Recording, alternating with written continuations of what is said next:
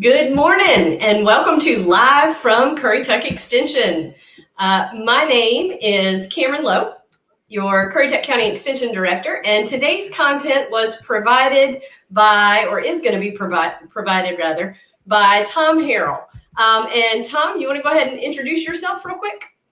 My name is Tom Harrell. I'm the director for the Currituck County Rural Center. I head up all the operations for the center, and I also head up all the horse 4-H activities for Currituck County. Awesome. Thanks, Tom. So today we're going to be talking about a Q&A on a variety of horse-related questions. So we've got a ton of questions that have been submitted over the last few months and years related to horse ownership and horse showing. So we're going to go through those and talk through some of those answers. And then we invite you to submit your questions, and you can do that by using the live chat window if you're watching from YouTube Live, or you can comment on this video if you're watching from Facebook Live. We'll see your questions, and we'll do the best that we can to get to those and answer them as we go along. Just remember, before we jump into our questions and our answers, go to our YouTube channel at Currituck CES and subscribe and click that bell to receive notifications. That's going to let you know anytime we go live with new content or anytime that we post videos. Again, if you've got questions during the class, we'd be happy to answer those, and we're excited about getting the chance to interact with you today. So contact information, if you're watching this as a recording, can be found in the links in the video description below this video. So feel free to reach out at any time, pose some additional questions. We'll do some more Q&As on a variety of topics later on in this season. So Tom, are you ready to get started? I'm ready. Let's go. All right, let's go. So first question first. The first question that we have asks, what do I need to know before buying a horse? So there are a lot of people, Tom, that are interested in buying horses. Every little girl wants a pony. What do we need to know before buying a horse? Well, I think one thing you need to know first is the purpose. What are you going to do with the horse? Are you going to show it? Are you going to trail ride it? Is it going to be a pet? There's a lot of variables that go into that question. And first off, what is your budget? How much money do you want to spend? That's good. So that's a big question. And of course, you need adequate pasture. Big question, where are you going to keep your horse? If you don't have a farm, you're going to need to board it. Of course, if you do have your farm, you're going to need a stall, a barn, a shelter of some type for the horse. And also feed and costs that's going to go into the horse monthly. So that's things that come to mind when I think about what are you going to buy when you're going to buy a horse. But I would think when you buy a horse, the first thing would be the purpose of the horse. Yeah, absolutely. But there is a lot to consider. It's not like buying a cat, not like buying a dog. There's a whole bunch of other stuff that goes into that. So kind of along those same lines, I guess one of the things you said you have to think about is what they're going to eat. So can you talk to us just a little bit about what horses eat and how much they eat? Well, the main thing you want to do, they eat grain and hay. The most important thing would be the hay. If you have adequate pasture, a horse can get away with little grain. But main thing, you want good quality hay, good pasture. And when you go into your to buy your feed, you want to make sure you're looking at the protein, the fat, the fiber, and all that they're intaking. Just pretty much just like what you would eat. Mm-hmm. You want them to be healthy. You want them to be healthy, but it's not a cheap endeavor, huh? It's not a cheap endeavor. An average bag of feed, good feed, is going to run you around $20 to $22 a bag. And if you feed that horse properly, that bag will last you about 6 to 7 days. And that's a 50-pound bag. Wow. And go ahead. I'm sorry. Do you have to supplement hay? You would need, I would feed more hay than I would grain. You want the fiber and the forage that the hay puts out. So yes, hay is a big factor. And you would also, hay will run you anywhere from $10 to $12 a bale this time of the year. And you're going to go through a bale, probably about a bale and a half once a week. Wow. So depending on, but if you have a lot of pasture, you can cut back on your hay. Gotcha. So again, a lot of variables there, but also not a cheap endeavor. Okay, well, that's good to know. So just keeping along those lines, we've got a question here about how often do horses need to be vaccinated, and what do they need to be vaccinated for? Well, that's a great question. I would, first off, you need to have a really good vet. I have a great relationship with my vet. You need to have a good relationship. So if you have a problem, you can call up and they can kind of walk you through it, hopefully. But most horses are vaccinated at 2 to 3 times a year. If your horse is at home, you just ride for pleasure, I highly recommend twice a year. But if you're going to shows, a lot of vets recommend a mid-year flu rhino because there is a lot of things that float around shows that your horse don't want to pick up. Of course, you want to do the flu rhino, the Eastern Western encephalitis, tetanus, West Nile, and there's several other vaccines that you can give your horse, but you probably would want to consult your vet about that, what is actually needed in your area. Some horses don't need some vaccine. Some areas recommend more vaccines than others. So that this isn't a question that has been submitted, but just came to my mind in terms of vets for your horses. I mean, can that be like any vet anywhere, or is it a specialty deal? You're going to want to get a large animal vet, and there's probably only several in our area, but definitely reach out if you have questions about which vet to call. We'll be glad if you want to email us or call us. We'll be glad to help you with that. I've got names and numbers of vets that are in our area for if you need help with that. Awesome, thanks. But you can't just walk up. Most small animal vets will not work on a large animal. So I guess to clarify the question, there are small and large animal vets. Awesome, thank you. All right, so kind of along similar lines, worming. I've heard that worming is an important thing. So how often do horses get wormed, or dewormed, I guess is a better term? I guess most people, they worm their horses every 6 to 8 weeks, but I have found in the past, so you're not dumping a bunch of chemicals in your horse that's not needed.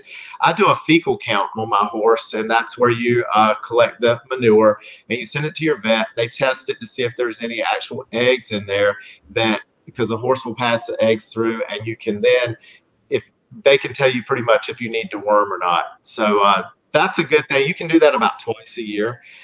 Usually do it spring or fall. And then they can tell you which wormer that would be best. But most people that don't do that, they will worm every 6 to 8 weeks, and you rotate your wormer. Sure. Wow. Okay. Thank you. So I just want to remind everybody that if you're joining us live online and you've got questions about horse ownership or horse showing, or other questions that are equine related, you can interact with us in the comments on Facebook or through the YouTube live chat box, and we welcome your questions. So type those on in, and we'll try to get to those as we can. Moving along here, though, the next question we have is about hooves. So do horses' hooves have to be trimmed? And if so, how often? Horses' hooves do need to be trimmed if you want to have a good foot on a horse. The age-old saying is no hoof, no horse. So you need to have a good reputation with your farrier. Get a good farrier, one that's going to come and take care of your horse. But every 6 to 8 weeks is a good, pretty good timeline there to go on and getting your horse's feet done. And some can go longer. Some have to go a little shorter.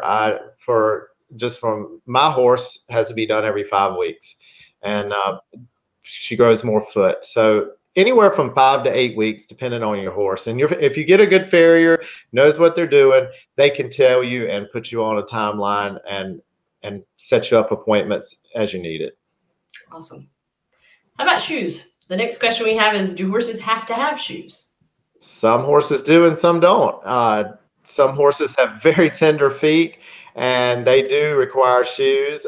Some horses, just backyard horses, are just you're riding for pleasure. They do not have to have. Some don't have to have shoes. Again, it's a good idea to get a really good farrier so they can tell you what your horse needs. If you have a horse that's very tender-footed, for instance, I can't walk across rocks without shoes on. I just can't make it. So some horses can go right across rocks without shoes on, and they're good. Some horses never make it across the rocks. So definitely. I would ask my farrier if they need shoes or not. And you probably can tell some horses. For instance, my horse again, she has to wear shoes. If she doesn't have shoes, her feet break up really bad, and the shoes help keep everything, keep her feet together, and they just do a good job. But it all depends on the horse and actually what they need. So again, ask your farrier.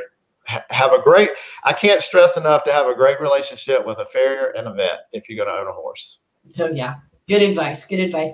Thank you guys for your questions. Again, keep sending them Facebook Live or in that YouTube Live chat window, and we'll get to those as soon as we can. The next one that we have here is what do you feed your horse so that your horse looks great? So I'm assuming that's talking about coat conditioning and weight and those types of things. So do you have any tips on that, Tom? Well, we constantly go to horse shows and people see our horses and they're always asking, how do you keep your horse looking that way? Well, it goes back to what you feed and a great grain and also great quality hay. I believe hay plays a great factor in the horse's coat. I don't feed a lot of supplements for coat. I look at the fat, the fiber, and the protein and the other vitamins and minerals that's in the feed. And then, of course, I feed a great hay. I usually feed hay about 3 times a day. I only feed grain twice a day. But you want to look at the contents in your feed. And a lot of your feed stores, the ones that I go to, they will have an analysis on your hay. And it will show you what the protein value and the fiber and all that is in the hay. So that's a great thing. Don't be afraid to ask for that when you go to buy your hay. Say, hey, do you have an analysis on the hay? And they'll most of the time have it, and they'll be glad to give it to you. Cool. Thank you. All right. The next question that we have here is, okay, good one. Do horses have to wear blankets in the winter? Not really. You can let your horse go. If it gets down and really, really cold and you have an older horse, you may want to throw a blanket on it at night just to keep it warm, because horses stay warm by the fat in their body. So, of course, back to the hay. In the wintertime, you want to give them a lot of hay because the hay is going to keep the horse warm. But horses don't have to wear blankets. They grow their hair by the season. So when the days start getting shorter in the fall, you're going to see them start putting in that winter hair, and they will grow a winter coat. But you don't have to. But if you think your horse is cold, you can put a blanket on it. Awesome. So kind of then along those same lines, how do you keep your horse's hair coat slick in the winter if that's something that you want to do? I assume if you're showing things like that, you might want to keep their coat slick. So that's a great question. Also, you're going to have to put a blanket on your horse if you want to keep it slick in the wintertime. But horses that you see with a great hair coat in the wintertime in January and it's 20 degrees outside and that horse looks like it's summer and ready for summer, people keep lights on them 16 hours a day, and just it can be any old, pretty much. I keep LED lights on my horse. We turn them on like at 6 in the morning. They go off at 10 at night. But if you leave those lights on, you're going to trick the system pretty much. So it's like I said previously, a horse grows their hair. When the days start getting shorter, they're going to start putting in hair. So if you keep those lights on, you're going to trick the system into thinking that it's summertime and you got longer days, and the hair, they'll put in a coat, but then they'll shed it back out. It's kind of the same concept if you want your chickens to keep laying all winter. Keep lights on, right? Exactly. Good deal. Good deal. All right, we're transitioning just a little bit. I'd remind you, if you've got questions, enter them in the Facebook chat comment area or the YouTube live comment. We've got several coming in. We may not get to them all today, but we'll do this again in the future, so be on the lookout for that. But the next one, we're transitioning here to some questions about showing, it looks like. So the next question we have is, I would love to show in a breed show, but I'm scared I won't fit in. And not really a question, but more of a comment. So I guess what advice do you have there, Tom? Everybody can fit in at every breed show. The breed shows have gotten so friendly with newcomers. They have rookie rookie for the beginner. You've never been to a breed show. We have rookie classes and we have novice classes. And of course, you can start out in the rookie, and once you point out of the rookie, you can go to the novice. And there's the trainers now are to help you. Don't be afraid to ask, but definitely give it a shot. Give it a shot. You will definitely fit in. You see a little bit of everything at a breed show, so definitely and don't be scared to ask questions. But there's classes for everybody, and from the beginner to the most advanced. So don't be afraid to come and try it. Awesome. Following up on that question, we've got one that asks, do you need a certain style of tack to show your horse? Well, it depends on what you're showing in. Again, you see a little bit of everything at the horse shows. I feel like as long as your tack is clean and neat, you're going to fit right in. Of course, we're supposed to be looking at the horse and the way the horse travels and moves and performs. But if you have good, clean tack, don't be afraid to come to the horse show. You don't have to have a $10,000 saddle to go to a breed show. And of course, if you're riding Hunter or English, you're probably going to just use what you show in at home. Most people ride in that saddle every day. But if it goes to Western, if you've got a really nice looking work saddle, go in the Western Pleasure class. You see that all the time. So don't be afraid. And I'd add just on top of that, one thing to familiarize yourself with is the rules of whatever show you're going to as well. Because there are some restrictions on tack and equipment, but most of them have their rule books out there online, so you can always go and look and see what prohibited equipment is and make sure you're not in any violation too. Yeah, like the ranch, if you were to do the ranch pleasure, you wouldn't want to go in with a bunch of silver. That's pretty much like a ranch plain saddle, so you would want to do away with the silver. Especially the ranch classes, you don't want to be banded or braided. The fake tails, do away with all that because you're going back to the natural way of the horse going. So, but definitely, like Cameron said, definitely get your rule book out. If you're going to go to a paint show, a quarter horse show, whatever it may be, just get the rule book, familiarize yourself with the rules, and go have fun. Awesome. We got a lot of questions coming in. I'm just going to address a couple real quick, Tom, that I see coming in. There's some related to pasture about weeds and grasses and erosion control in pasture. I don't know that we have the ability to get into those specifics on this particular broadcast today, but I would say soil sampling and contacting your extension office. Certainly contact us at the office for information on soil sampling and what type of grasses and pastures are appropriate for your particular situation, because my yard is different from my neighbor's yard, or my pasture is different from my neighbor's pasture. So that's going to require a little bit more in-depth instruction. One question I do see that we can probably address here is if my area doesn't have good quality hay, how do I find some? Well, that's a great question. Actually, I have several outlets for hay. Yeah, there's I believe there's a hay page on Facebook. Mm-hmm. I believe it's Hampton Roads Hay in our area. There's hay places. Honestly, you can find anything on Facebook. So if you go to Facebook, and I think if you just type in horse hay, I think a lot of pages come up, a lot of dealers come up. I've found a lot of hay that way. But if you're in our area and you have trouble finding hay, give us a call or email me, and I'll be glad to send you to some dealers that do have hay. Sometimes it is hard to find hay in our area, but I know the stores that I get from, they've done a really good job this past winter keeping us up with hay. Yeah. NCDA, I think the Department of Agriculture also publishes a hay list from time on their website as well. And then corresponding with your fellow horse owners. I mean, that honestly is probably the best way to get those, get in that network and figure out where everybody else is getting it. And that's word of mouth is sometimes the best way to get those types of pieces of information. Certainly give Tom a call, though, and he can hook you up with some resources as well. All right, let me jump to this next show question real quick. We got a lot of questions coming in. Thank you guys for your questions. Again, in that YouTube chat box or the Facebook comment section, send them on in, and we'll try to get to them all. I don't know if we'll make it, but we'll try. Next question on showing, Tom, is what color show clothes will look best with my horse? And I know you sent me a resource on this, so I'm going to try to pull that up while you're talking. But there you go.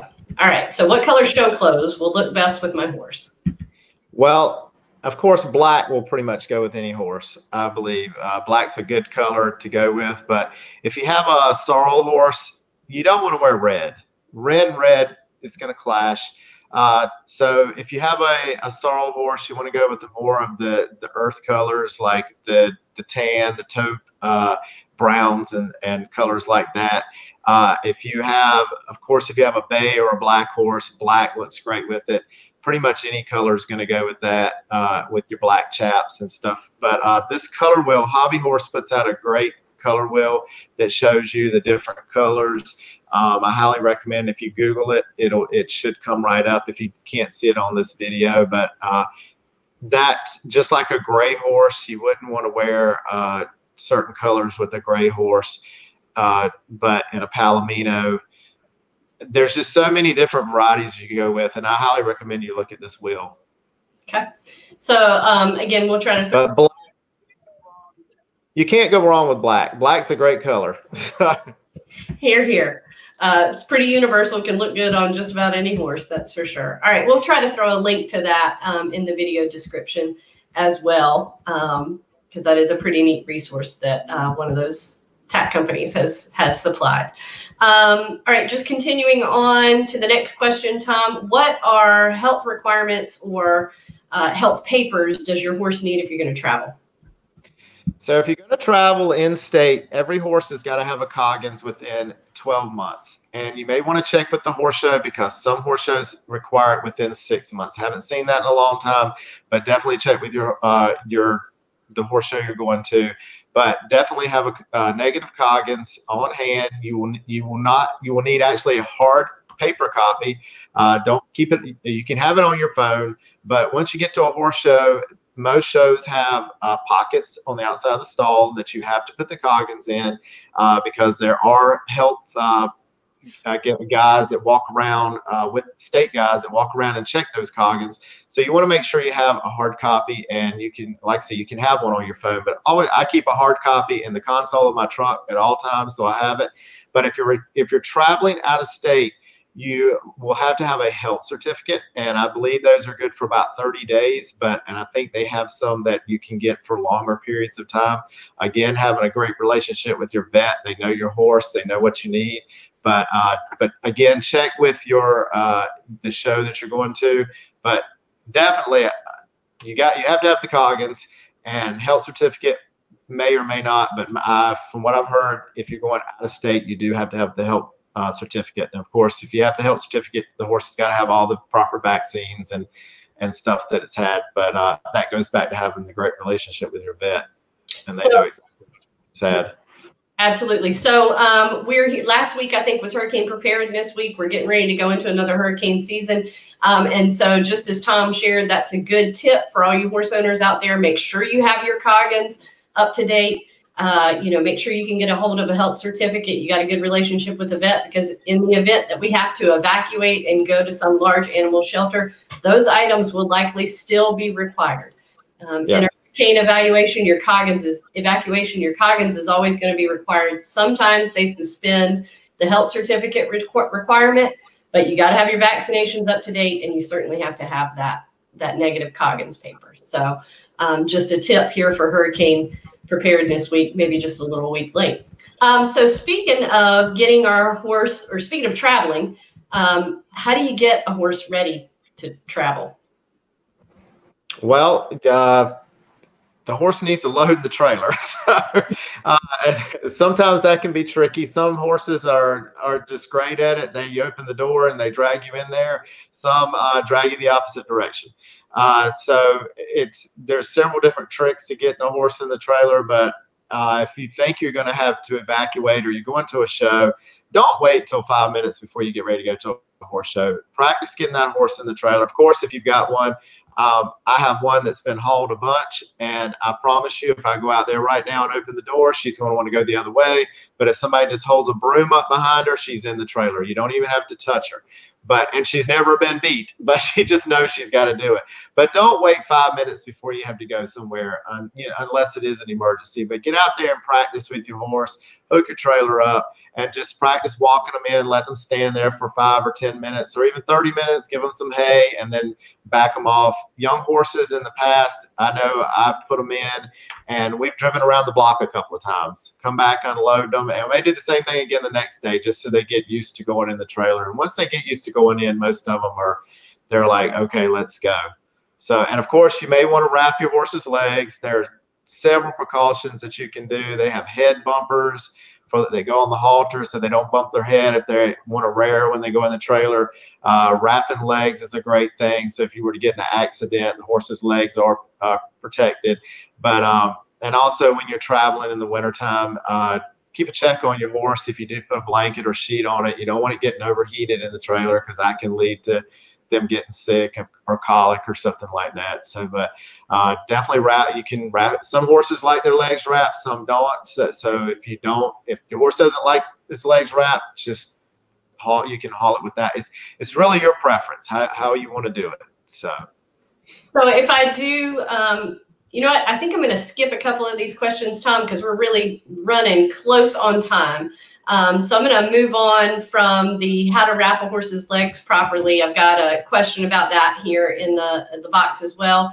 And I'll refer you guys, Elena Cross, the director of Extension Horse Husbandry here in North Carolina, did a great video on horse leg wrapping. If you go to the North Carolina 4-H Facebook page, you can probably scroll through and find that video. So if that's information you need, that's there. So we're going to skip ahead just a little bit. And I want to ask, so let me ask this last horse showing question, and then I'll jump over, and there's one question in our chat box that I want to make sure we get to before we go. But this last horse showing question is, how much does it cost? Well, it can cost a lot. If you start out at the local level, you can go. I think the last time I checked, local shows run about $10 a class, and so you can get by with $50 or $60 a day showing at a local show, just going for the day for fun. But if you go to a breed show, it is going to cost a lot more. Most of the shows now have all-day fees that run anywhere from $3 to $375. That includes all your classes for just one horse and yourself and a stall. But if you go and you just want to go and say you're going to show and showmanship and that's it, you're going to have the cost of showmanship times how many judges there are. So if the class is if it's $12 a class, and it's 4 judges, it's going to be 12 times 4. And then you're going to have your office fees and your AQHA fees or APHA fees or whatever breed fee it is, maybe. And then you're going to have drug testing fees. So just you can check. Most shows post their programs and their fee schedules way in advance. So you can pretty much sit down and figure out how much it's going to cost for you to go to that horse show. But all shows are different, but just pay attention to that. I know in most breed shows, the halter and the showmanship classes, don't think you're going to go in and show under one judge. You only want to show under one judge. You're going to show under all 4 or 5 or how many they have, and you're going to have to pay that fee times that many judges. But just pay attention to your fees and how many judges. And then last show question, what kind of documentation do you need for the shows? If you go to a breed show, you're definitely going to need your registration papers, again, your Coggins or your health certificate. And then if you show as an amateur, you're going to need your amateur card, prove that you're an amateur. And I believe now for like AQHA, if you're going to go in the performance halter, you're going to need proof that your horse has its register of merit so you can go into the performance halter classes.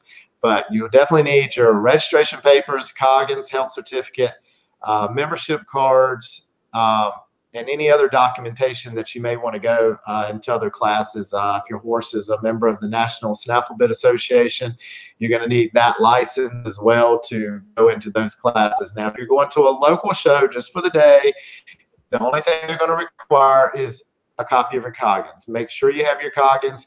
They don't need registration papers or any proof of that. But if you do go to a local show and they have like non-pro or amateur classes, you may want to take your membership card from your association to prove that you are an amateur. But that's basically what you need to have. All right. We got a whole lot of questions in our chat box, and we're not going to have time to get to them all. Let me kind of condense some things that are very similar. So we do have a question about colic. Do you have any tips for preventing colic, specifically if you've got sandy pastures? If you have sandy pastures, there's different supplements you can give them to help pass the sand out. But again, you want to keep fresh water by them all the time. Good hay. If your horse does colic, again, back to your vet. You want to have a good relationship with your vet. For instance, my vet will leave certain drugs for me to give to my horse to try to knock that colic out, so I don't have a farm call or a vet to come down. But things to look for: if your horse starts sweating, pawing the ground, biting its sides, wanting to roll, that's a pretty good sign. It's not comfortable. So you may want to give your vet a call. But if you don't have those drugs, definitely don't wait.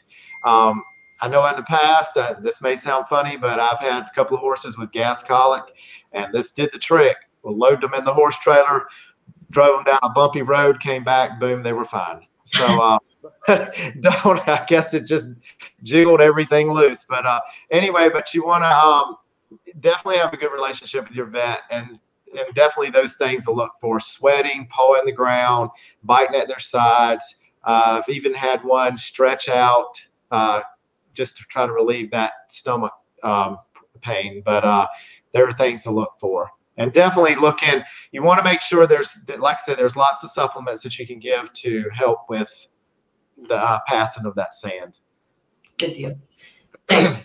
All right, we're out of time for today. In fact, we're a little bit over, so we're going to go ahead and wrap things up here. I'm going to keep a record of several of those questions that came in. I'm going to add them in the future. Perhaps next week we're going to do an Ask the Experts YouTube show here in just a little bit. Like I said, maybe next Thursday, so be on the lookout for that, and I'll add some of these questions to that show as well. If you have questions you'd like to submit for that, go ahead and shoot me an email or link up with us on social media, and we will try to get those questions addressed. Anything from horses to your lawn and garden to agricultural questions, nutrition questions, send them to us. We'd love to address those.